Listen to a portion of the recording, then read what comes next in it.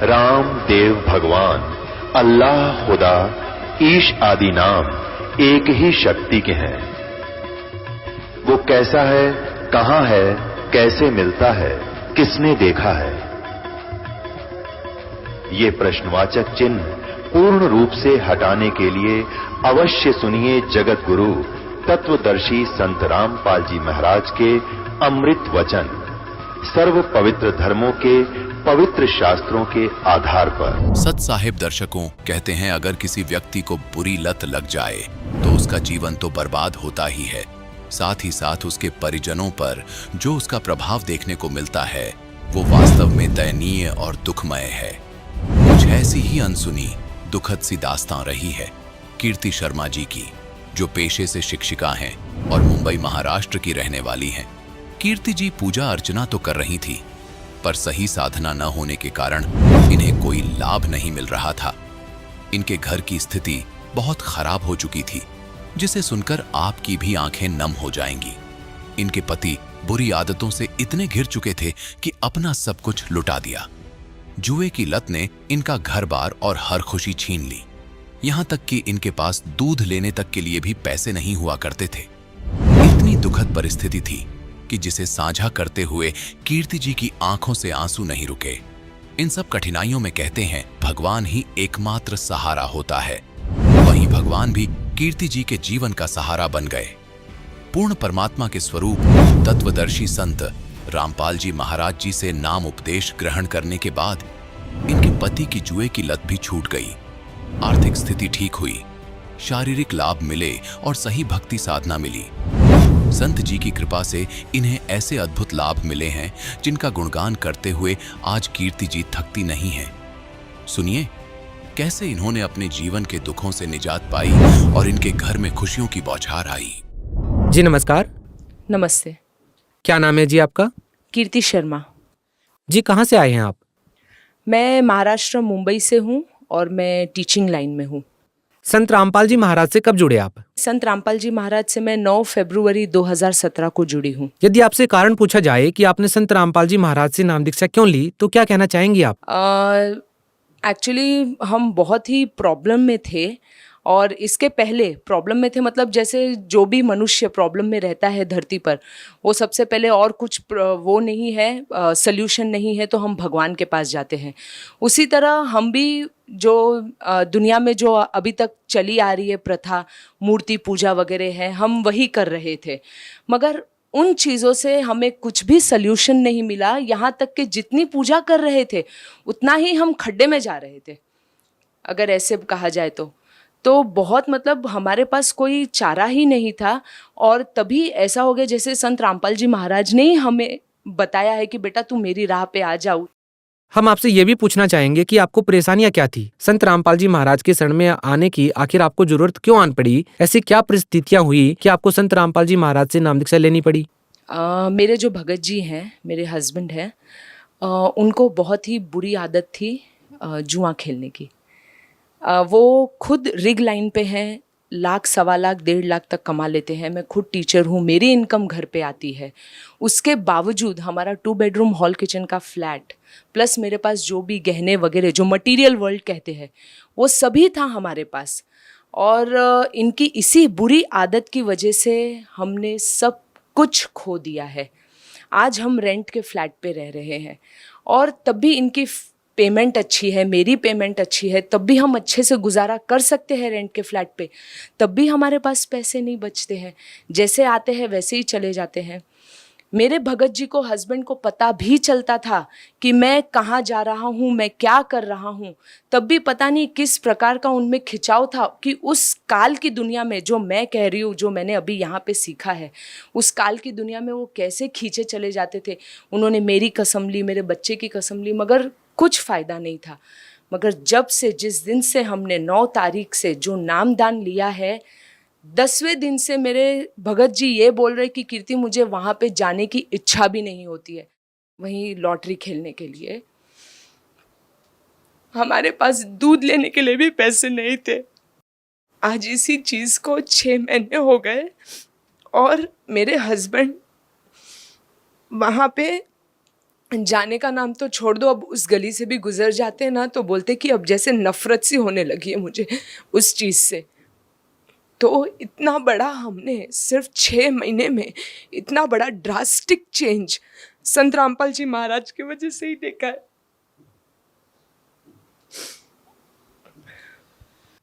आपको लगभग 6 महीने ही संत रामपाल जी महाराज से नाम दीक्षा लिए हुए हैं, तो आपकी आर्थिक स्थिति में अब कितना बदलाव हुआ है? पहली बात तो जहाँ जो कमाए हुए पैसे हमारे चले जाते थे वो बचने लगे हैं। लोन वगैरह कर्जा वगैरह है, अभी भी है, मगर जो हम पूरी तरह जो डूब रहे थे ना पानी में, मेरे गुरुजी ने हमें यहाँ तक उठा लिया है। कम से कम हम सांस ले सकते हैं, सुकून से जी रहे हैं। पता है कि लोगों का कर्जा भरना है, और जो प्रकार से लोग हावी होके हम पर आते थे कि भाई पैसे देना है, ये है वो है, आज वही लोग प्यार से बात कर रहे हैं, वो रुक भी रहे। उनको वो जो लोग हमें समझने की कोशिश में नहीं थे, समझना ही नहीं चाहते थे, आज वो लोग हमें समझ भी रहे हैं कि भाई ठीक है, तू टाइम ले ले, जब तेरे पास पैसा आएगा तब तू दे देना। देखिए, आपके पति को संत रामपाल जी महाराज से नाम दीक्षा लेने के बाद ये बात कैसे समझ में आ गई कि जुआ नहीं खेलना चाहिए? जो बुरी आदतें थी उनकी वो संत रामपाल जी महाराज से नाम दीक्षा लेने के बाद कैसे छूट गई? ऐसा परिवर्तन आखिर उनके जीवन में कैसे आया? देखिए, मुझे लगता क्या, मुझे विश्वास है कि he is the true God for me. क्योंकि अगर जब हम पहले भी साधना भक्ति वगैरह सब किया करते थे, मैं कृष्ण जी का जाप करती थी, वो ओम नमः शिवाय का जाप करते थे। जब हमारा घर बिका तब भी हमने बहुत जाप और मंत्र जाप ये सब किया था कि भगवान हम ऐसा ना हो कुछ कि हमको रेंट के फ्लैट वगैरह पे रहना पड़े। तब क्यों नहीं भगवान ने हमारी सुनी? तब तो हमारा सब सत्यानाश हो गया।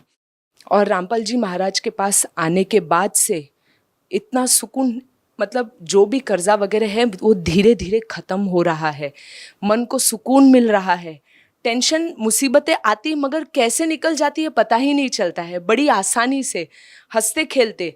और टेंशन जैसी तो कोई चीज़ ही नहीं लग रही है अभी हमें। अब बस ऐसे ही लगता है कि हमें बस भक्ति करना है और भगवान है ऊपर करने।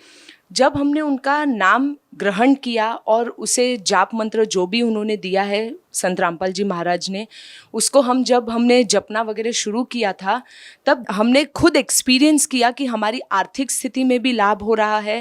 There are changes in our financial as well as health. देखिए, आप पढ़े लिखे हैं, एजुकेटेड पर्सन हैं। संत रामपाल जी महाराज के बारे में ये भी कहा जाता है कि वो साधारण सी वेशभूषा रखते हैं, कंठी मालाएं नहीं पहनते हैं, भगवा कपड़े नहीं पहनते हैं। एक ऐसा व्यक्ति संत कैसे हो सकता है? क्या आप उन लोगों की बातों से इत्तेफाक रखते हैं जो ये कहते हैं संत रामपाल जी महाराज तो साधारण सी वेशभूषा रखते हैं, वो संत कैसे हो सकते हैं?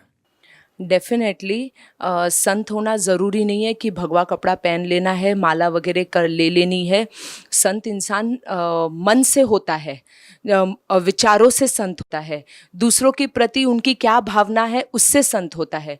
तो इसलिए मैं नहीं मानती हूँ कि जिनकी बड़ी बड़ी दाढ़ी हो, तिलक लगा लिया है और दुनिया भर के ढोंग वगैरह कर रहे वही संत है। संत रामपाल जी महाराज ही एक में वो संत है, वही परमेश्वर है। देखिए, आप माया नगरी मुंबई में रहती हैं। क्या आप इन बातों पर विश्वास रखती हैं कि किसी संत के आशीर्वाद देने से या मंत्रों के जाप करने से इस प्रकार के लाभ हो सकते हैं? मैं पहले से ही भगवान की राह पर, मतलब पहले से ही मुझे विश्वास है कि भगवान है। इसीलिए मेरा पहले से ही आध्यात्मिक उसमें भी काफ़ी लगाव था, रुचि थी। काफ़ी बार मतलब फ्रेंड्स लोगों के साथ भी बैठना जो डिफरेंट कास्ट के हैं, कोई क्रिश्चियन है, कोई मुस्लिम है, उन लोग भी जो अपनी बातें शेयर करते थे वो भी मैं सुनती थी। तो मतलब मुझे भगवान में रुचि तो पहले से ही थी, उन पे विश्वास भी पहले से ही था। सिर्फ इतना ही था कि करेक्ट वे ऑफ वर्शिप वो मुझे नहीं पता थी, जो मुझे अभी पता चली है। देखिए, बहुत सारे लोगों का सपना होता है, क्योंकि मुंबई जो शहर है ये अभिनेताओं का शहर है। बहुत सारे सेलिब्रिटीज यहाँ पे रहते हैं, हीरोज यहाँ पे रहते हैं। यदि आपसे बात की जाए तो आपके जीवन में आपके असली हीरो कौन है? रियल हीरो अभी तो संत रामपाल जी महाराज है।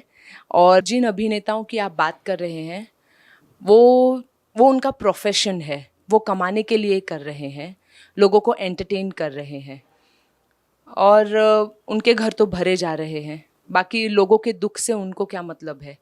मगर जो हमारे संत रामपाल जी महाराज हैं वो आए हैं दूसरों का दुख दूर करने के लिए। वो नशा मुक्त जीवन की प्रेरणा देते हैं। फॉर एग्जाम्पल, सबसे बड़े एग्जाम्पल मेरे हस्बैंड ही हो गए हैं। He is denying for dowry system also, and like कितने सारे मेडिकल रिपोर्ट्स वगैरह जो है जो देखा गया है, मतलब लोगों को मानसिक रूप से, शारीरिक रूप से, आर्थिक रूप से, उन सभी चीज़ों से वो उनको छुटकारा दिलाने आए हैं, उनकी प्रोग्रेस करने आए हैं। और आप रिसर्च भी कर सकते हैं। जैसे 3 घंटे की अगर लोगों ने मूवी देखी है और 3 घंटे का सत्संग सुनाइए संत रामपाल जी महाराज का, आप गारंटीड, जिन्होंने सत्संग सुना है 3 घंटे का, उनमें आप काफ़ी बदलाव देखेंगे कंपेयर टू जिन्होंने 3 घंटे की फिल्म देखी है। और जो बदलाव उनमें आएगा और उन लोगों ने अगर ग्रहण कर लिया तो वो लाइफ टाइम तक उनके लिए एक बहुत अच्छी सीख हो जाएगी और वो अपने लाइफ को काफ़ी प्रोग्रेस की ओर ले जाएंगे। बहुत बहुत धन्यवाद। सच है। दर्शकों, अभी आपने सुने संत रामपाल जी महाराज से दीक्षा प्राप्त करके सुखी हुए भक्त के अनुभव। अब देखिए जगत गुरु तत्वदर्शी संत रामपाल जी महाराज के मंगल प्रवचन। पहले तो दास ऐसी व्यवस्था करेगा, आपने इस माया की जरूरत नहीं रहेगी। ऐसे ढंग से आपका सिंपल लिविंग स्टेटस बनाया जाएगा। और ये बेमतलब की परंपराएं हमने बना रखी है। एक बेटी ब्याहना मुश्किल हो जाता है एक व्यक्ति ने, अरे मायाधारी मस्करों ने इतनी ये बकवाद की परंपरा बना दी है, वो सब खत्म करी जाएंगी और केवल परमात्मा पर विश्वास किया जाएगा, बच्चों का भी। और लड़की का विवाह एक बिल्कुल सिंपल वे से करेंगे। बेटी को हमने कैर बना लिया, इतना अच्छी और शरीफ होती है लड़की, और उसको हमने अपना दुश्मन बना लिया, गर्भ में मारने लगे सिर्फ इसलिए अपनी कुपरंपराओं के कारण कि दहेज देना पड़ेगा। हमने दहेज लेना नहीं देना बिल्कुल नहीं, केवल एक कन्या देनी होगी, रोटी भी आश्रम में खुआवाएंगे उन्हें, और ले जा भाई बेटी ब्याह दी, बस अपना कमाओ और तुम्हारे घर पे खाओगी।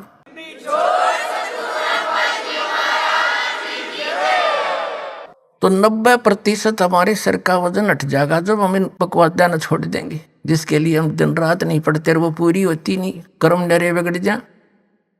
परमात्मा साथ होगा, आपको आवश्यक वस्तु ऐसे देगा आप सोच भी नहीं सकते परमात्मा क्या नहीं कर सकता।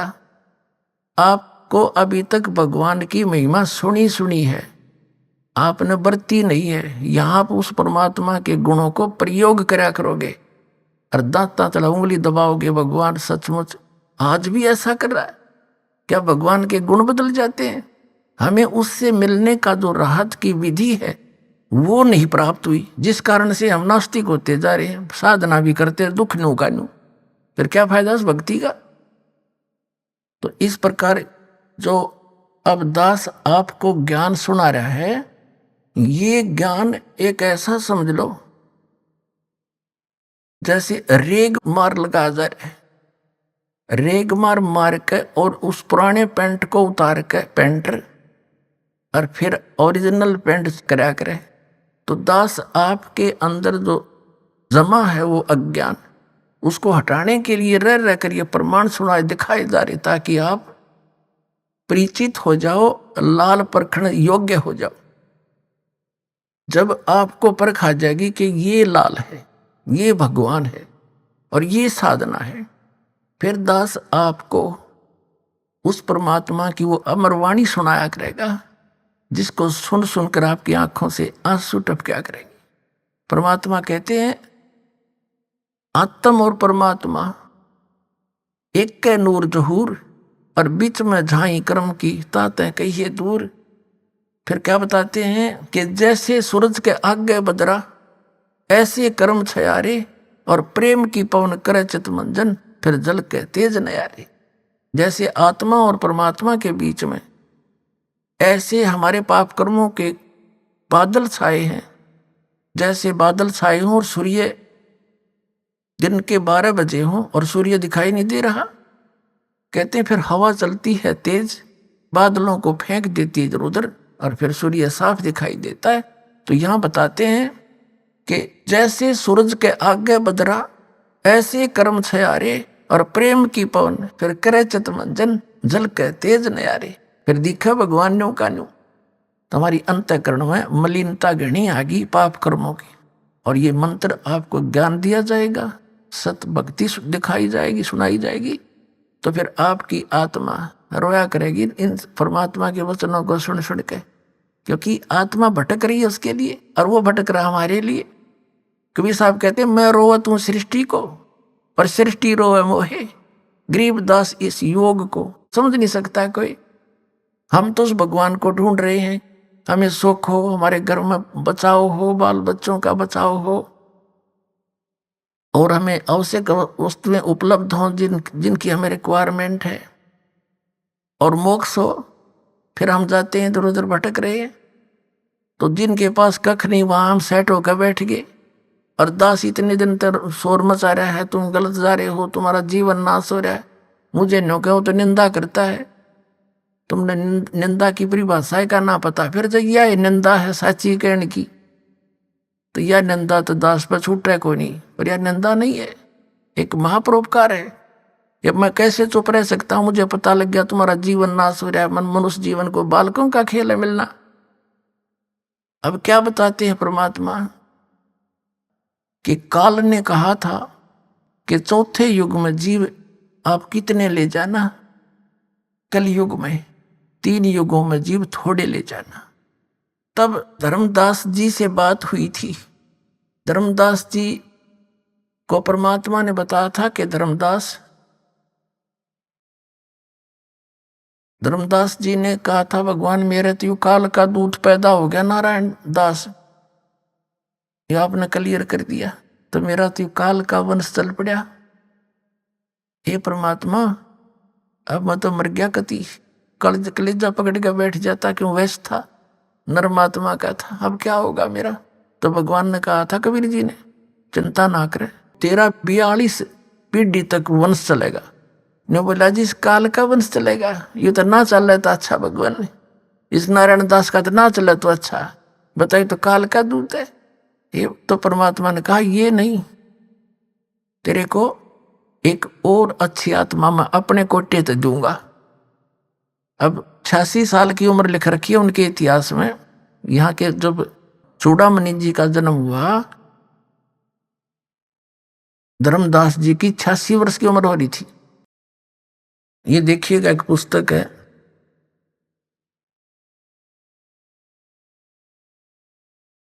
आशीर्वाद शताब्दी ग्रंथ।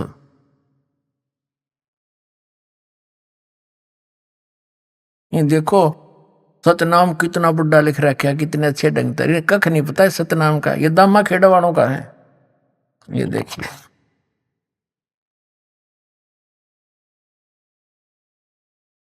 ये देखिएगा, ये है ग्रंथ परिचय।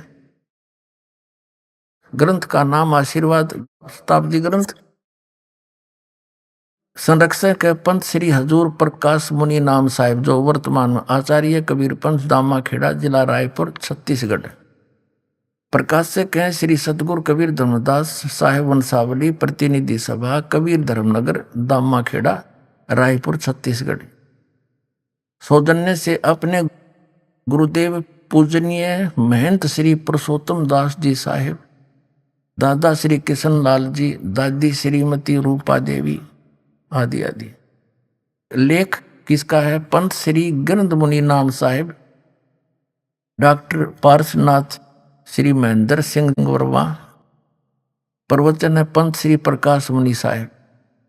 ये सारा कुछ इनका लिख रखा है। मुद्रक है विजय लक्ष्मी ऑफसेट नागपुर दूरभाष इतने इतने।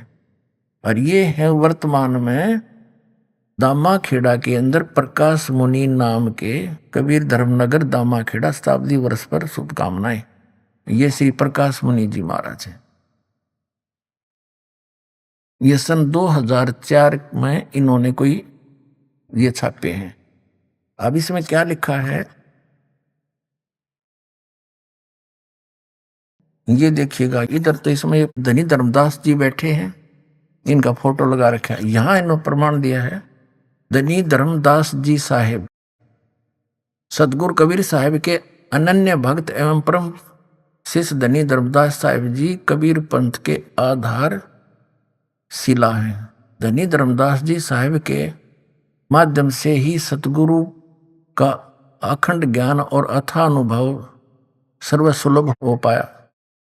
अब यहां देखते हैं, यह है कसौधन वैश्य कुल में पैदा हुए धनी धर्मदास जी साहिब का जन्म बांधवगढ़ विक्रमी संवत 1452 की कार्तिक पूर्णिमा के दिन गुरुवार को हुआ था।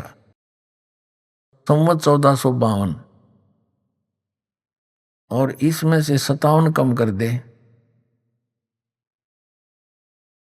1452 और यानी 1395 में उनका जन्म बताया। सन 1395 गुरुवार को हुआ था। आपके बचपन का नाम जुड़ावन प्रसाद, आप एक कर्मठ आदि। आपका विवाह संवत 1480 में पत्थरटा ग्राम की जादोमती देवी की सुयोग्य कन्या सुलक्षणा देवी अर्थात पंथ की माता आमीन से हुआ, और आपके एक पुत्र व एक पुत्री भी हुए। अपार संपत्ति होते हुए भी आप निर्भमानी थे।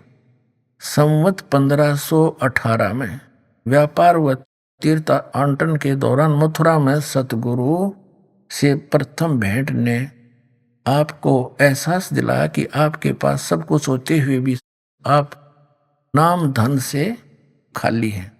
विक्रमी संवत 1520 में काशी में हुई दूसरी मुलाकात ने आपको सदा के लिए सतगुरु के अनुगामी बना दिया है। इसी वर्ष आप सतगुरु को काशी से बांधवगढ़ लाए, आरती कर दीक्षा पाए। विक्रमी संवत 1520 में सर्वभावेन समर्पित हो गए। सतगुरु कबीर साहिब ने आपको आत्मसात किया और सतनाम धन के साथ अटल 42 वंश का आशीर्वाद दिया। इसके फलस्वरूप विक्रमी संवत 1538 में आपके घर द्वितीय पुत्र के रूप में चूड़ामणि नाम साहिब का प्राकट्य हुआ, और 1540 में सतगुरु ने एकोत्री चौका का विधान रचा और आपको पंथ का आदेश दिया। सतगुरु के हर आदेश का पालन करते हुए आप विक्रमी संवत 1568 के फागुन के मास में जगन्नाथपुरी में सतगुरु के हाथों का परवाना ग्रहण करके लोक को गमन किया। अब कहने का भाव यह है, इनका जन्म हुआ विक्रमी संवत 1452 में, और दूसरा पुत्र विक्रमी संवत 1538 में हुआ।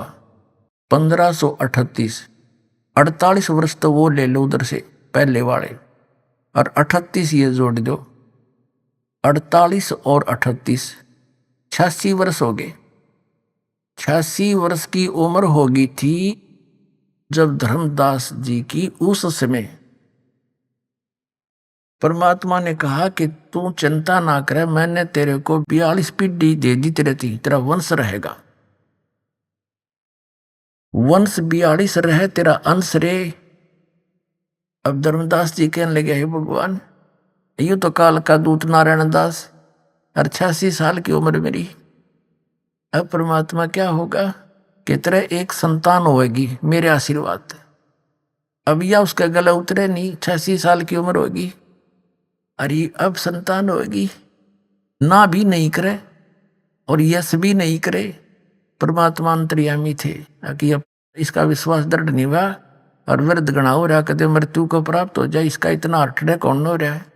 तब परमेश्वर कबीर जी ने ऐसे आशीर्वाद किया, ऐसे सतलोक से एक बालक आया, उसके आंगन में लेट गया, हाथ पैर मारे नवजात शिशु। अग देख धर्मदास, 10वें महीने तेरी पत्नी के गर्भ से ये बालक जन्म होगा, तेरे जच्चो चाहे ना जच्चो।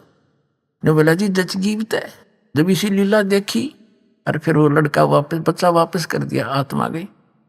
10वें महीने आमिनी के पेट गर्भ से चूड़ामणि जी का जो है जन्म हुआ, उसको मुक्तामणि नाम साहिब भी कहने लगे।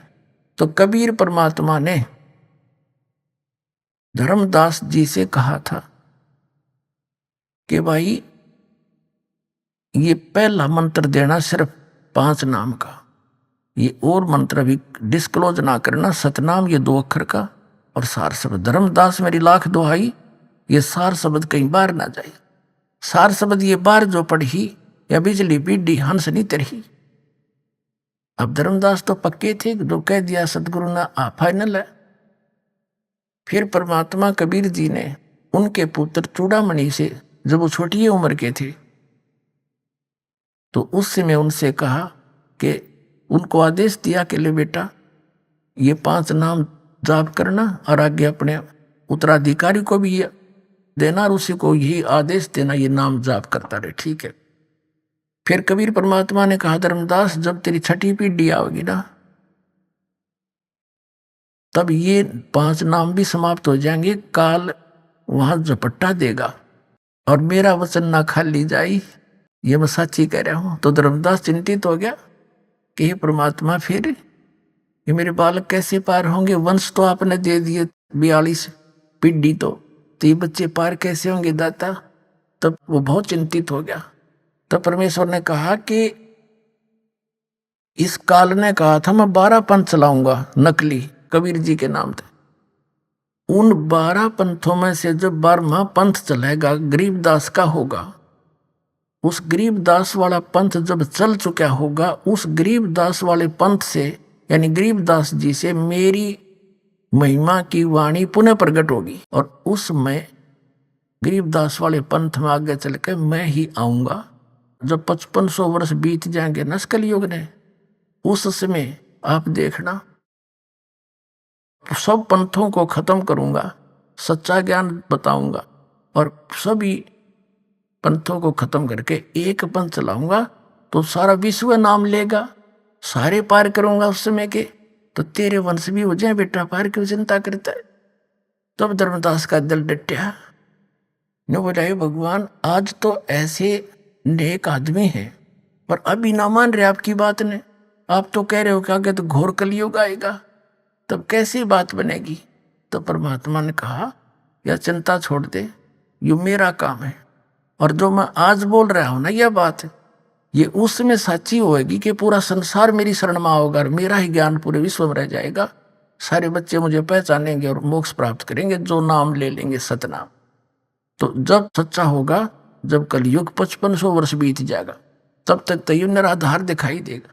अब वर्तमान में कबीर पंथ का जो फैलाव है, सबसे ज्यादा इन दामा खेड़ा वाले गद्दी से है।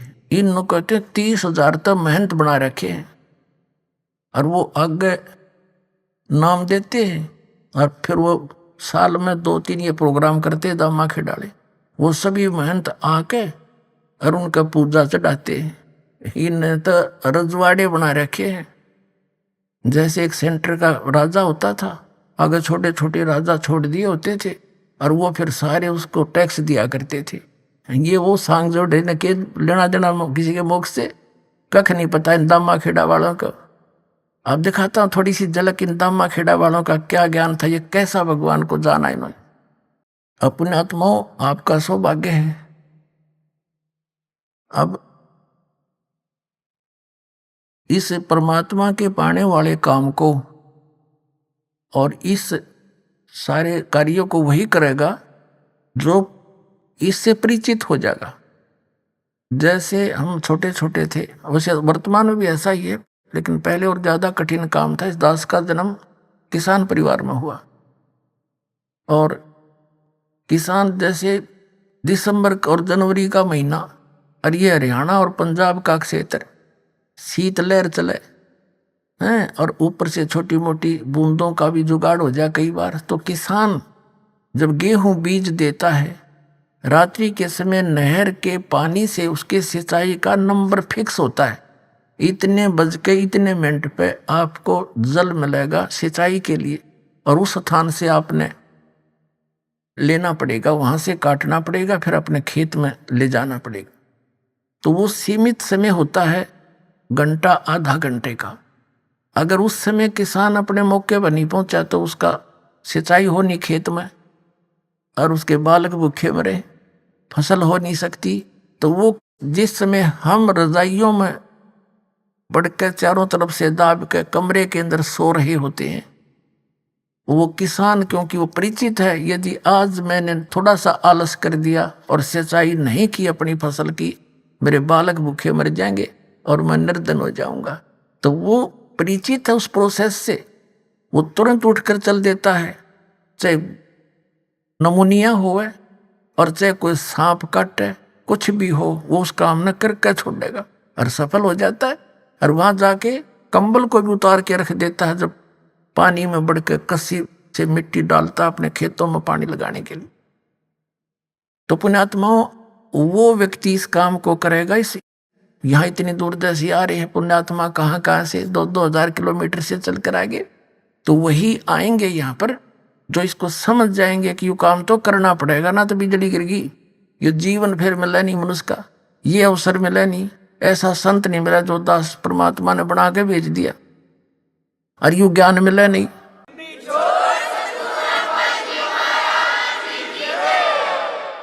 तो फिर इस मनुष्य शरीर ने के चाटांगे हम।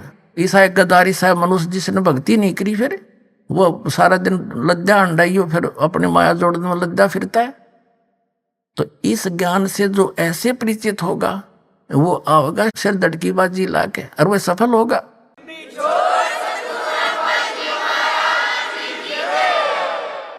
अब ये कितना बढ़िया मौसम, ना घनी सर्दी ना गर्मी, और इसका थोड़ा सा लाभ उठाएंगे अब हम। ये बार बार समय मिलता है, सोचा था संग जन्म हो गए, कुत्ते बन के गली में सोवांगे, कोई ना सोने दे, आता जाता मारे लठ ट्या ट्या करते भागते हंडाएंगे। तो इस गणी इस ऐश्वर्य ने छोड़ के अब हमने थोड़ी मेहनत करनी पड़ेगी, और गणी भी नहीं, क्योंकि ज्ञान समझ में आया फिर तो भक्ति तो बहुत आसान है। चलते फिरते बस में कहीं पर भी मालिक का नाम जाप करना, नाम से मोक्ष होगा। मठियोग करना है नहीं, इस मठियोग तो बकवादी लोग करते और कराते हैं, किसी संत ने नहीं किया। परमात्मा कपड़ा बुनते थे, भक्ति करके भी दिखाते थे कि ये है मार्ग भगवान के पाने का। तो अब आपको थोड़ी सी झलक दिखाते हैं, जो ये दामा खेड़ा वालों ने कितना संसार डबो रखा है, और ये दावा करते हैं कि जो धर्मदास की गद्दी पे हम, और कबीर साहब ने कहा था इससे जो नाम लेगा वो पार होंगे। नहीं, कबीर साहब जी ने ये कहा था कि 6ठी पीढ़ी में ये 5 नाम भी समाप्त हो जाएंगे। ये और ही एक शब्द सा सेलेक्ट कर लिया इन्होंने कबीर सागर से, अजर नाम अमर नाम पाताले सब सिंधु नाम, यही हंस का काम, 5 ले हंसा उड़ जाई। ये मंत्र है कोई? ये तो एक आरती सी है। ये दामा खेड़ा वालों के विषय में जो परमात्मा ने कहा है, ये है कबीर सागर।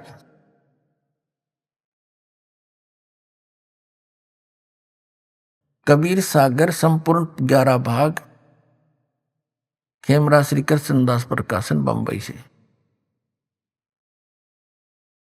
ये प्रथम खंड कबीरपंथी भारत पथिक स्वामी युगलानंद बिहारी द्वारा परिष्कृत मुद्रक प्रकाशक है खेमरा श्री कृष्णदास, अध्यक्ष श्री वेंकटेश्वर प्रेस, खेमरा श्री कृष्णदास मार्ग मुंबई से। ये इधर का ये सारा कुछ यहाँ लिखा हुआ है। इसमें अनुराग सागर नामक एक अध्याय है, अनुराग सागर, और इसके पृष्ठ नंबर 138 पे भविष्य कथन अलग व्यवहार है। जस कुछ आगे हुआ भाई, सो चरित्र तोहे कहूं बुझाई। कबीर साहब कह रहे हैं धर्मदास जी को कि जब लो तुम रहो तन माही, तो लो काल प्रगटे नहीं। जब तक तू रहेगा ना इसमें, तो तब तक तो काल तेरे पंथ में कोई झटका नहीं दे पाओगा। देखिए, अर्गहो किनार ध्यान बकलाए, जब तन तजो काल तब आए। छेकई तोर वंश को आई, और काल धोख सो वंश रिझाई। फिर तेरे यू काल आओगा, तेरे वंश को छेकेगा, उसमें छेद कर देगा, और उस धोखे में तेरे वंश गणेरा जी रहेंगे, तेरे वंशाले। आगे देखो, वंश तुम्हारा अनुभव कथ रखही, नाद पुत्र की निंदा भखही। सोई पीढ़ी है हंस कड़ियारा ताको हुए बहुत अंकारा। जो तेरी पीढ़ी के होंगे उनमें अभिमान घना हो जाएगा। स्वार्थ आए चिन्ह न पावे, अनंत जीवन के भटकावे। और जीवों को भटकाओगे अपने स्वार्थ के कारण, सच्चाई को नहीं ग्रहण करेंगे। ताते तो ये कहूं समझाई, अपने वंश देव चिताई। नाद पुत्र जो प्रगट हुई, ताको मिले प्रेम से सोई। कमाल पुत्र जो मृतक जिवाया, ताके घट में दूध समाया। अब कबीर साहब ने बताया है कि जैसे मैंने एक कमाल नाम के लड़के को जीवित किया था और वो एंडी पा गया, फिर बाद में अपने आप ला गया नारा सांग जोड़ के, तो इसी तरह तेरे वंश वाले भी अभिमानी हो जाएंगे। अब ये 139 पृष्ठ पर देख रहे हम कि पिता जान तीन अंग की ना, और तब हम थाप तो है कह दीना।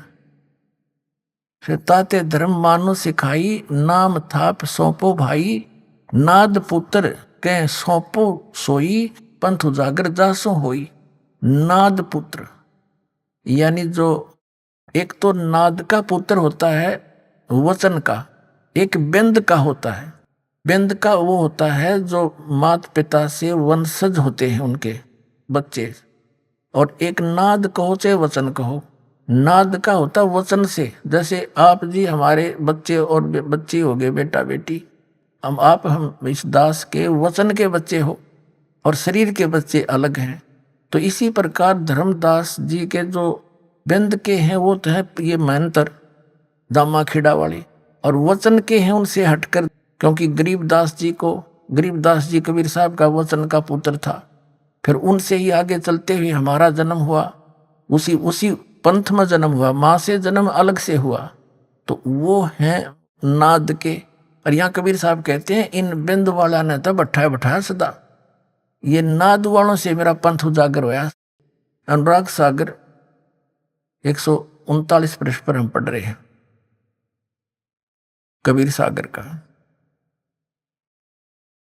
ताते धर्मनी मानो सिखाई, नाम थाप सौंपो भाई। ये नाम है नापनी। नाद पुत्र के सौंपो सोई, पंथ उजागरता से होई। और वंश कर है अहंकार बहुता, तेरे वंश वाले तो बहुत में अहंकार करेंगे। हम हैं धर्मदास कुलपुता, हम तो धर्मदास के कुलपुत्र हैं। और जहां हंग ता हम नाही, जहां विमान है वह मैं नहीं। और धर्म नहीं देखो परख मन माही, जहां हंग ता काल स्वरूपा, जहां विमान है वह काल है। नहीं पावे सतलोक अनूपा, धर्मदास तौतर है वंशा, यही बात को मेट्रो संसा।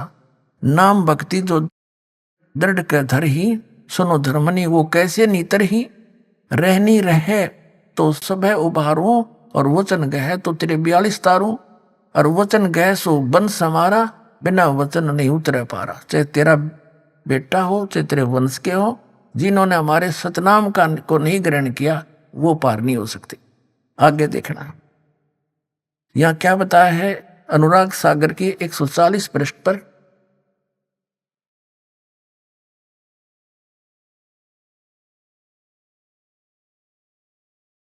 कहते नाद बिंद जो पंथ चलावे, चूड़ामणि हंसन मुक्तावे। फिर क्या बताया धर्मदास तो वंश अज्ञाना, तेरा वंश अज्ञानी है, होएगा चिन्ह नहीं वो अंशही दाना।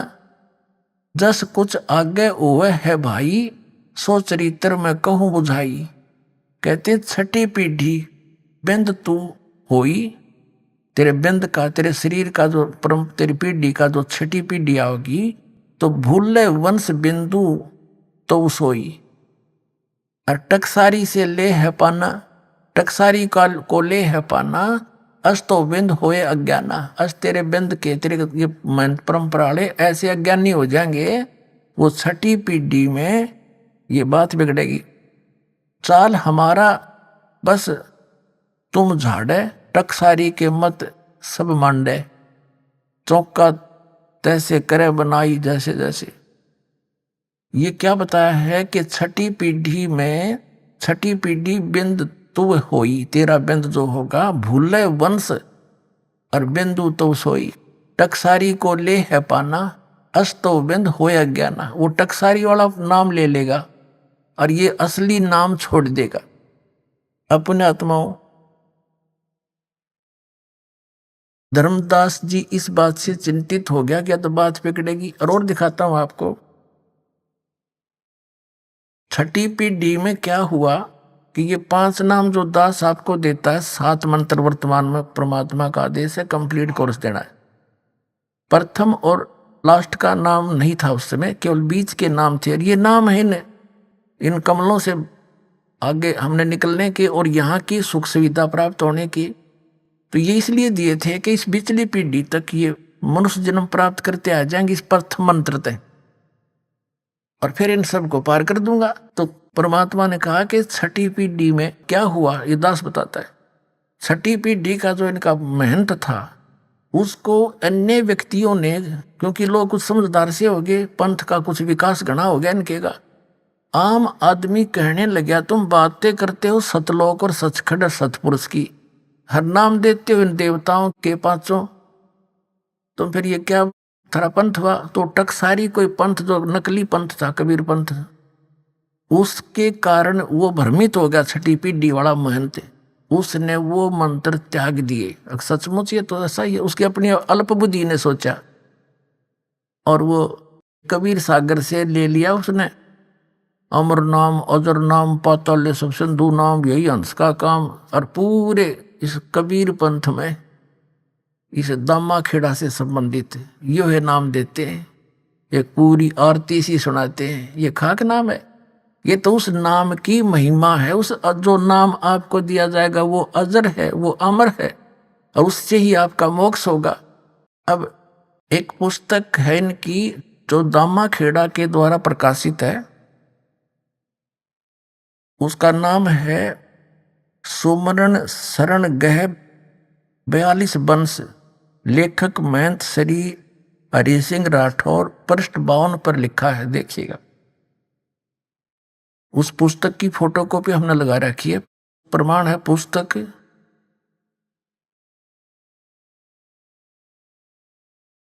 सुमरण शरण गह 42 वंश, लेखक महंत श्री हरि सिंह राठौर, पृष्ठ 52 की ये फोटोकॉपी है। और ये आप पहले लिख रहे हैं दामा खिडाले इस सारी वाणी को, और देखिए वाणी, सुन धर्मनी जो वंश नसाई, जिनकी कथा कहूँ समझाई, ये 93 नंबर तो 2 है। काल चपेटा देवे आई, मम सिर नहीं दोष कुछ बाई, ये 94 नंबर साखी है। और सपत यानी 7वां और 11वां और 13 यानी 13वां अंसा, सपत एकादश 13 अंसा और 17 ये 4 वंशा, इनको काल छलेगा भाई, मिथ्या वचन ना हमरा जाई। कबीर साहब कह रहे हैं, जब जब वंश हानि हो जाई, शाखा वंश करे गुरुआई, 10,000 शाखा हुई, पुरुष अंश वो ही कहलाई। वंश भेद यही है सारा, मूड जीव पावा नहीं पारा, और भटकत फिरे हैं दौरा ही दौरा, वंश 42 गए के ही ठोरा। अब सब अपनी बुद्धि के भाई, और अंश वंश सब तेरे जावन नसाई। ये ना आप पे लिख रखा है, अपनी एक पुस्तक बना रखी है इन्होंने जो दामा खेड़ा से मिलती है, उसके इस पृष्ठ पे ऐसा लिखा। अच्छा, आगे फिर क्या बताया है। एक पुस्तक है इनकी, पुस्तक धनी धर्मदास जीवन दर्शन, देखिए इस पुस्तक की फोटोकॉपी है ये। 14वीं महंत गद्दी का परिचय, पुस्तक धनी धर्मदास जीवन दर्शन एवं वंश परिचय, पृष्ठ 49 पर लिखा है कि 13वें महंत दया नाम के बाद कबीर पंथ में उथल पुथल मची, काल का चक्कर चलने लगा, क्योंकि इस परंपरा में कोई पुत्र नहीं था। तब तक व्यवस्था बनाए रखने के लिए महंत काशी दास जी को चादर दिया गया। कुछ समय पश्चात काशी दास ने स्वयं को कबीर पंथ का आचार्य घोषित कर दिया तथा खरसिया में अलग गद्दी की स्थापना कर दी। यह देख तीनों माताएं रोने लगी कि काल का चक्कर चलने लगा। बाद में कबीर पंथ के हित में 2.5 वर्ष के बालक चतुर्बुद्ध साहेब को बड़ी माता साहिब ने गद्दी सौंप दी, जो गर्दमनी नाम साहिब के नाम से प्रसिद्ध हुए। अब सुन लेना, इनके सारे इतिहास दिखा दूंगा आपके सामने के सांग था यो। अभी आपने सुने संत रामपाल जी महाराज के मंगल प्रवचन। आइए अब सुनते हैं संत रामपाल जी महाराज से नाम दीक्षा लेकर सतभक्ति करके अद्भुत लाभ प्राप्त करने वाले अनुयायी के विचार। आज आपको गोपाल दास जी का अनुभव सुनाते हैं। गोपाल दास जी 10 साल तक पूर्ण परमात्मा की खोज में लगे रहे, लेकिन इन्हें कोई रास्ता नजर नहीं आया। गोपाल दास जी गुरु बनाना चाहते थे, लेकिन इन्होंने किसी को भी अपना गुरु नहीं बनाया, क्योंकि इनके सवालों का जवाब कोई भी संत महात्मा नहीं दे पा रहा था। गोपाल दास जी की परमात्मा की खोज तब खत्म हुई जब इन्हें संत रामपाल जी महाराज के एक शिष्य से भक्ति सौदागर का संदेश नामक पुस्तक मिली, जिसे पढ़ते ही गोपाल दास जी की दुनिया ही बदल गई। जिस परमात्मा की खोज गोपाल दास जी सालों कर रहे थे, उनकी वो खोज 1 मार्च 2009 को पूरी हुई, जब इन्होंने संत रामपाल जी महाराज से नाम दीक्षा ली। संत रामपाल जी महाराज से नाम दीक्षा लेने के बाद गोपाल दास जी को अद्वितीय लाभ मिले। आइए अब सुनते हैं गोपाल जी की कहानी, उनकी अपनी जुबानी। नमस्कार सर। नमस्कार। सर क्या नाम है आपका? मेरा नाम गोपाल दास। सर कहाँ के रहने वाले हैं आप? मैं उत्तराखंड नेपाल बॉर्डर। सर संत रामपाल जी महाराज से नाम दीक्षा आपने कब ली? 1 मार्च 2009 को लिया था। सर संत रामपाल जी महाराज से नाम दीक्षा लेने से पहले आप क्या भक्ति साधनाएं करते थे? सन 2000 से मुझे लगन लगी थी। याद है मुझे वो बम्बई में जब मैं सुनता था अडगड़ानंद स्वामी जी का, आसाराम जी का, तब से मुझे लगन लगी थी कि अब मैं पता करूँगा। इतनी लगन लग गई मेरी, अरे बाबरे बाबरे। मैं जितने भी संत दिल्ली बम्बई जहाँ हो, उनको वहाँ जाके अटेंड करता था सत्संग सुनने के लिए, सिर्फ ऑनली ड्यूटी में एब्सेंट करके 15-15 दिन। जैसे सतपाल जी महाराज का गुड़गांव में हो गया, 1 हफ्ता ड्यूटी में नहीं गया मैं। जैसे आसाराम जी का बम्बई में हो गया, मैं बम्बई जी में जाके अटेंड करता था। कृष्ण मिर्दुल जी बिंद्रावन के, उनको सत्संग सुनने के लिए मैं ड्यूटी एब्सेंट करके वहाँ जाता था। मैं पूजा भी करता था राम की। बोला मुझे उस परमात्मा से मिला जो सबसे सर्वशक्तिमान है, ये भक्ति करता था मैं। भक्ति यही करता था, मेरे 24 घंटा मेरा ये मुख से वचन आता था। उस पर सबसे बड़ा भगवान कौन है, इसमें मैं रह गया। इसलिए 10 साल तक गुरु धारण नहीं किया। मेरे दोस्तों ने सबने किया, मैंने नहीं किया। सर आपने बताया कि आप सबसे बड़े भगवान की खोज में थे। उसके लिए आप सभी संतों के पास गए, सुधांशु जी के पास गए, आसाराम जी के पास गए। किसी ने राम को बड़ा बताया, किसी ने दुर्गा माता को, किसी ने श्री कृष्ण जी को बड़ा बताया। तो सर आपकी ये खोज पूरी हुई, आपको सबसे बड़ा भगवान मिला। जैसे मुझे 2009 में वो बुक मिली, भक्ति सौदागर बुक मिली 2009, 1 फरवरी कालिका मंदिर ओखला में भगत जी ने मेरे हाथ में बुक पकड़ाई। बुक पकड़े जैसे मैंने वो बुक देखा, अरे तेरी 8-10 पेज क्या पढ़ा था मैंने। रात को फ़ोन किया उसको, हे भगवान, भगवान तो ये है भाई, मिल गया मुझे। अब पता चला ये तो इतने बड़े भगवान। उसको मैंने फ़ोन किया रात को, मुझे ले चलना है वहाँ आश्रम ले, तो अब पहला गुरु धारण करूँगा। इसी चक्कर में मैं था। अब मुझे पता चला कि सबसे बड़ा सर्वशक्तिमान भगवान कौन है। उन्होंने बोला अच्छा अभी सो जाओ, मैं तुम्हें कार में मेरी ले जाऊँगा, नाम दिलाऊँगा। फिर उन्होंने मुझे 1 मार्च को अपनी कार में संत रामपाल जी के आश्रम में वहाँ ले गए और उन्होंने नाम दीक्षा मुझे दिला दी। सर आपने बताया कि आपने सभी संतों के 10 साल तक सत्संग सुने, लेकिन किसी को अपना गुरु नहीं बनाया, क्योंकि आप एक खोज में थे कि मेरे को सबसे बड़ा भगवान मिले। और संत रामपाल जी महाराज की शरण में आने के बाद आपकी वो खोज पूरी हुई। तो संत रामपाल जी महाराज से नाम दीक्षा लेने के बाद क्या आपको कोई लाभ भी मिले? जैसे मैंने नाम लिया वहाँ से 1 मार्च को, उस दिन से मैं 4 महीने फर्स्ट नाम जो दिया गुरुजी ने, जो मैं याद है मुझे, जो मेरे फंसे हुए पैसे पीएफ में 3 जगह पैसे लकट गए। अरे अचानक नहीं देने वाले, बैंकों में पैसे आने लगे मेरे। मैं तो हैरान रह गया, इतने चंगा हो गया, इतना खुश हो गया मैं। अरे इतनी आनंद क्यों है मेरे को अंदर से। चारों तरफ से पैसे 3 जगह से बैंकों में पैसे आ रहे मेरे, जो कभी नहीं देने वाले थे वो भेज रहे हैं। और 3 जगह पीएफ का पैसा आ गया, जो कभी ठेकेदारी में पीएफ देते ही नहीं है। हे भगवान, ये अक्षर में 4 महीने भी नहीं हुए थे, वो गिना रहा हूँ मैं आपको। अब उसके बाद का आगे का मैं गिनाऊँ, ओहो। फिर मैं गाँव गया नाम लेने के बाद। गांव से पूरी परिवार बीमार थी, दमा थी वहाँ परिवार को, मिसेज दमाग थी, बच्चा तो फेंट हो रहा था वहाँ पूरी तरह। खा रहा था, नीचे से जा रही थी, पूरा बेहोश पड़ता था बच्चा। जैसे उनको यहाँ लाया, सोने के लिए बिस्तर नहीं था, परिवार साथ में कहाँ रहे, एक रिश्तेदार के घर रहा। वो बोला भाई कपड़ा तो नहीं होंगे। मैं बोला भाई मेरे पास 1000 रुपये, 800 रुपये का मैंने एक रसे गद्दा खरीदा, 200 बच गए भाई मेरे पास। याद है मुझे वो दिन लाजपत नगर नौकरी लग गई, मेरी मालिक ने पता नहीं नौकरी लगा दिया, ऐसी नौकरी लगा दी। अब वहाँ से शुरू हुआ, नाम भी मिला, नौकरी भी लग गई, रोटी नहीं मिल रही थी, किराए में मकान लिया, किराए में रहता था। फिर अभी में शुरू हो गया किराए में रहना, नौकरी में तरक्की हुई। मैंने 20 साल बम्बई में नौकरी करी, 20 साल की कमाई मैंने भाई को भेजता रहा, उसने ज़मीन गांव में ले ली, मैं गया नहीं गांव में, ले लिया है क्या जाना है। उसने अपने नाम पे ज़मीन कर दी, मेरी भी उसी के नाम पे थी पूरी ज़मीन। फिर मैंने भाई को बोला मेरे नाम पे आप कर दे भाई ज़मीन, और उसने नाम पे ज़मीन नहीं किया, मेरे नाम पे। फिर मैं बच्चों को लेके दिल्ली आ गया। फिर मैं गुरुजी से अर्ज किया ज़मीन हड़पने की, 13 साल बाद गुरुजी से अर्ज किया। गुरुजी ने बोला बेटा तेरी ज़मीन मिलेगी, झगड़ा मत करना। और जैसे गुरुजी ने ऐसा आशीर्वाद दिया मुझे 2013 में, और जैसे बरवाला से सत्संग सुन के मैं घर में आया, दिल्ली में किराए में रहता था, और किराए में रहने के बाद 5वें दिन उसने गांव से पूरा कोर्ट का डॉक्यूमेंट पेपर भेज के, वहाँ का सब भेज के यहाँ आदमी को भेजा, और चल भाई तेरी ज़मीन तेरे नाम पे करता हूँ करके वो आदमी लेके मेरे को ढूंढ रहा है कि एड्रेस ढूंढ रहा है। किराए के मकान में रहता था मैं, ऊपर मकान वाले बोलता कौन आया है देख। जैसे मैंने देखा वो तो गाँव का आदमी है, घर में आया, पूरा डॉक्यूमेंट टेबल में रख दिया, बोला ये देखो पहले तुम्हारी ज़मीन जो थी वो तुम्हारे नाम पे करने वाले है, अब चलो बोल के। जैसे वहाँ से भी फ़ोन आ गया उसका भाई का, बोला आजा तुम्हारी ज़मीन तुम्हारे नाम पे करता हूँ।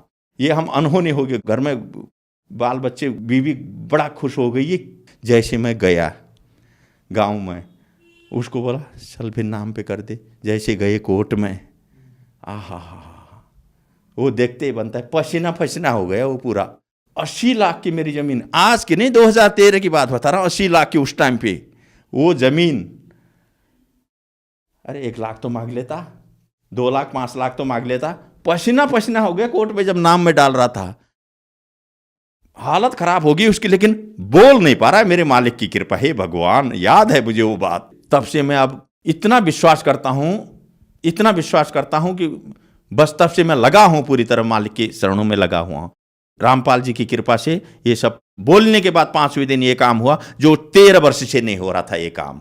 ये है गुरु जी की कृपा, ये है परमात्मा की कृपा, पूर्ण परमात्मा की, जिस परमात्मा की मैं खोज में था। और उसके बाद जो गाँव से बच्चा लाया था मैं, आधा मुर्दा बेहोश पड़ने वाला, मैं ड्यूटी जाता था, गली में से आदमी आते थे, कंपनी में फ़ोन करते थे भाई बेहोश हो गया चल ले जा, फेंट हो गया। 2-4 आदमी लग के हॉस्पिटल ले जाते थे। हमेशा की बात, कंपनी वालों ने भी देखा ये बात, फेंट हो जाता था पूरा तरह बेहोश, जो खाया यहाँ से निकलता था बिल्कुल गिरा बेहोश हो, आँख सफ़ेद, घर में रो पड़ते थे सब, बीबी बच्चे अगल बगल वाले, सफ़ेद आँख हो गई, अरे होश नहीं आ रही है, ये कंडीशन था। 1 साल कलावती हॉस्पिटल में रहा वही बच्चा। फिर मैं गुरुजी के पास ले गया और नाम दीक्षा दिलाया उस बच्चे को भी। रामपाल जी गुरुजी मेरे भगवान ने आशीर्वाद दिया, याद है मुझे, ऐसे ले गया आशीर्वाद दिया वो बच्चे को। उस दिन से वहीं पर बीमार कहाँ रहेगी पता नहीं, तब से आज देखो 1st डिवीजन में पढ़ रहा है, हेल्थी है, बीमार नाम की चीज़ नहीं है। कहाँ उड़ गया वो बीमार, मैं बताओ। 1 साल से कलावती हॉस्पिटल में फेंट होने वाला बच्चा, ये है कमाल का प्रमाण, ये है पूर्ण परमात्मा की ताकत। याद है। दूसरा लाभ बताता हूं मैं आपको, नोटबंदी हो गई। 11 तारीख को मुझे कंपनी से पैसा लेके आया मैं, 40 नोट थे मेरे पास, 1000 के, 40,000 रुपये बैंक में रखने के लिए। रास्ते में गिर गए और 1.5 घंटा वहाँ लाइन पे लगा के, जैसे नंबर आया पैसा देखता हूँ पैसा नहीं है। हे मालिक ये क्या हो गया, वहीं पर अर्जी किया भगवान को। और मुझे पता है मालिक ने बोला था जब तक नियम और मर्यादा आपके पास है तो सब काम होंगे। और मैं नियम मर्यादा का पक्का ऐसे रहता हूँ, मैं जहाँ दुविधा हो मैं करता ही नहीं हूँ। इसलिए मेरे भगवान ने मेरी सुनी। रिटर्न आया 1.5 घंटे के बाद, रोड में, मेन रोड में, जहाँ गाड़ी चल रही थी, पैसे रखे हुए 40,000 की गड्डी उठाया, बैंक में जमा करके। हे भगवान, ये अब क्या बताऊँ मैं, 10,000, 20,000, ऐसे कई केस है मेरे, ऐसे केस है, सब मालिक ने पूर्ति किया।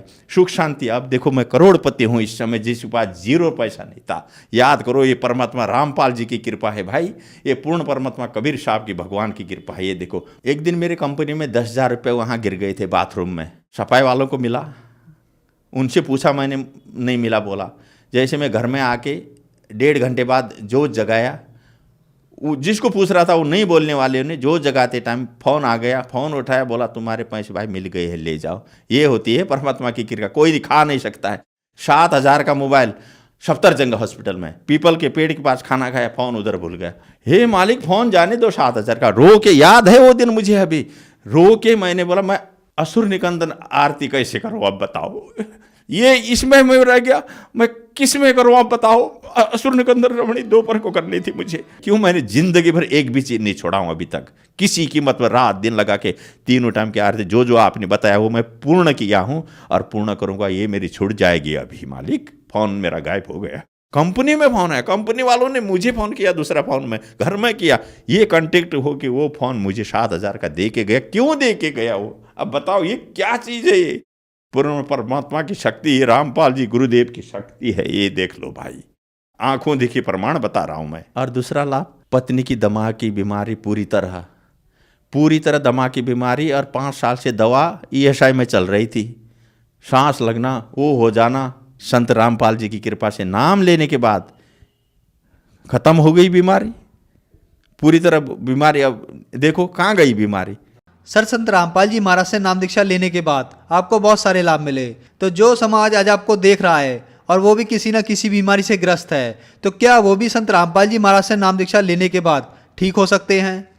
मैं पूरी पृथ्वी के भक्तों को या पूरी दुनिया को ये अनुभव बता देता हूँ मैं आपको। अगर संत पूरी पृथ्वी में जितने भी संत हैं, पूरी पृथ्वी के जितने भी गुरु हैं, जितने भी भगवान हैं, अगर सिर्फ संत रामपाल जी से अगर नाम लो, एक बार प्रैक्टिकल देख लो, नाम लेने के बाद अगर नियम मर्यादा जिसमें बताए गुरु जी वो अगर कर दो, तुम सबके कदम छोएंगे। ये दुख है ना, ये दुख कदमों में रहते हैं, फिर तो दुख होता ही नहीं है ना। पूर्ण पूर्ण पूर्ण पूर्ण हो जाता है, पूरी तरह पूर्ण होता है नियम मर्यादा में रहने के बाद। ये हमने देखा है, ये सभी के लिए हो रहे हैं हमारे आश्रम में। गुरुजी संत रामपाल जी से नाम दीक्षा लेने के बाद। सर, आपने बताया कि आपने सभी संतों के सत्संग 10 साल तक सुने, आपको एक सबसे बड़े भगवान की खोज थी, फिर आप संत रामपाल जी महाराज की शरण में आए, वहां आपकी खोज पूरी हुई। तो हमें आप ये बताइए, उन संतों के ज्ञान में और संत रामपाल जी महाराज के ज्ञान में आपको क्या अंतर दिखा? इसमें मुझे ये लगा, अब उनका ज्ञान तो 2% में नहीं है और गुरु जी का ज्ञान 100% है। संपूर्ण शास्त्रों के आधार पर है गुरु जी के ज्ञान। और वो खुद मिला के देख ले, ब्रह्मा विष्णु महेश से ऊपर से भगवानों को न जानते हैं। वो 8 क्लास की विद्या भी नहीं है, नंबर 1।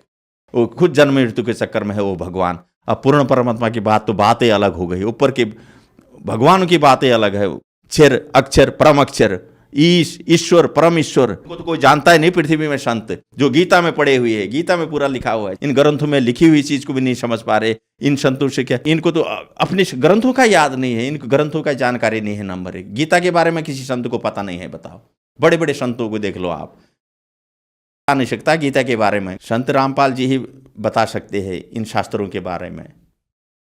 सर, संत रामपाल जी महाराज से नाम दीक्षा कैसे ली जा सकती है? पूरे हिंदुस्तान में हर स्टेट में, हर डिस्ट्रिक्ट में नामदान केंद्र खोले हुए।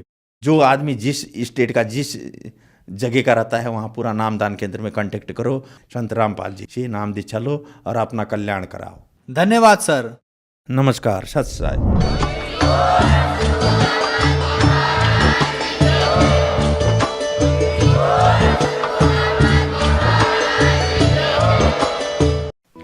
आप सुन रहे थे जगत गुरु तत्वदर्शी संत रामपाल जी महाराज के मंगल प्रवचन।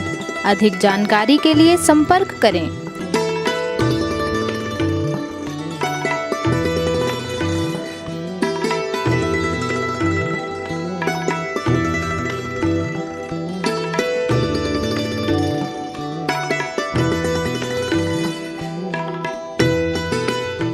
जगत गुरु तत्वदर्शी संत रामपाल जी महाराज जी के पावन सानिध्य में भक्ति की अलख जगाने तथा श्रद्धालुओं को सत्य भक्ति मार्ग का रास्ता दिखाने हेतु कनाडा के लोकप्रिय channel the TV NRI channel पर जगत गुरु तत्वदर्शी संत रामपाल जी महाराज जी के मंगल प्रवचनों का प्रसारण प्रतिदिन सुबह 7:30 बजे से 8:30 बजे तक तथा रात्रि 7:30 बजे से 8:30 बजे तक किया जा रहा है। इस सत्य भक्ति मार्ग को अपनाने के लिए अधिक से अधिक सत्संग प्रसारण देखें। इस सत्संग प्रवचन का सीधा प्रसारण संत रामपाल जी महाराज लाइव सत्संग YouTube चैनल और जगत गुरु संत रामपाल जी महाराज Facebook पेज पर भी देख सकते हैं।